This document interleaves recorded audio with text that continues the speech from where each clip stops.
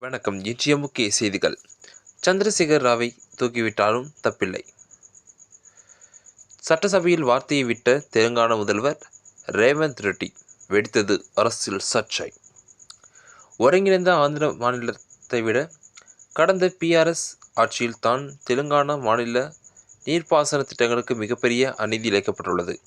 இதற்காக முன்னாள் முதல்வர் சந்திரசேகர் ராவ் மற்றும் ஹரிஸ் ராவ் ஆகியோரை தூக்கிலிட்டாலும் தப்பில்லை என்று தெலுங்கானா முதலமைச்சர் ரேவந்த் ரெட்டி சட்டசபையில் மிக கடுமையாக சாடியுள்ளார்.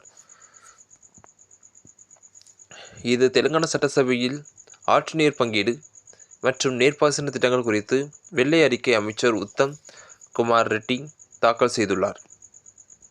அப்போது பேசிய முதலமைச்சர் ரேவந்த் ரெட்டி, கிருஷ்ணா மற்றும் கோதாவரி ஆற்று நீர் பங்கீட்டில் PRS அரசு மாநிலத்தின் நலனை அடகு வைத்துவிட்டது.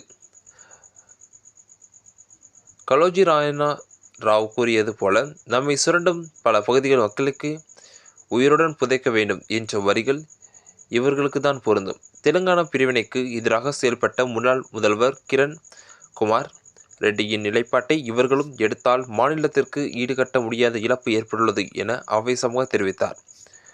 ரேவந்த் ரெட்டியின் இந்த தூக்கு குறித்த சர்ச்சை பேச்சுக்கு PRS கட்சி கடும் கண்டனம் தெரிவித்துள்ளது.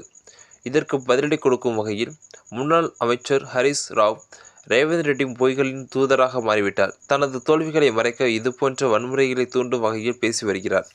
ஒரு முதலமைச்சர் அந்தஸ்தில் இருப்பவர் பயன்படுத்த வேண்டிய மொழியா இது என்று கேள்வி எழுப்பியுள்ளார். கிருஷ்ணா நதி நீர் மேலாண்மை வாரியத்தின் திட்டங்கள் ஒப்படைத்ததன் மூலம் காங்கிரஸ் அரசுதான் துரோகம் இழைத்ததாக குற்றம் சாட்டியுள்ள PRS தொண்டர்கள் மாநிலம் முழுவதும் ரேவந்த் ரெட்டியின் உருவ பொம்மைகளை எரித்து தங்களது எதிர்ப்பை பதிவு செய்து வருகின்றனர் என்பது குறிப்பிடத்தக்கது. இதனால் தெலுங்கானா அரசியலில் பெரும் பரபரப்பு ஏற்பட்டுள்ளது என்பது குறிப்பிடத்தக்கது. இதுபோன்ற காரசாரமான செய்திகளை உடனுக்குடன் தெரிந்து கொள்ள நமது நியூஸ் சேனலுடன் இணைந்திருங்கள். தங்களுடைய கருத்துக்களை கமெண்ட் பாக்ஸில் பதிவிடுங்கள். நன்றி. மீண்டும் சந்திப்போம்.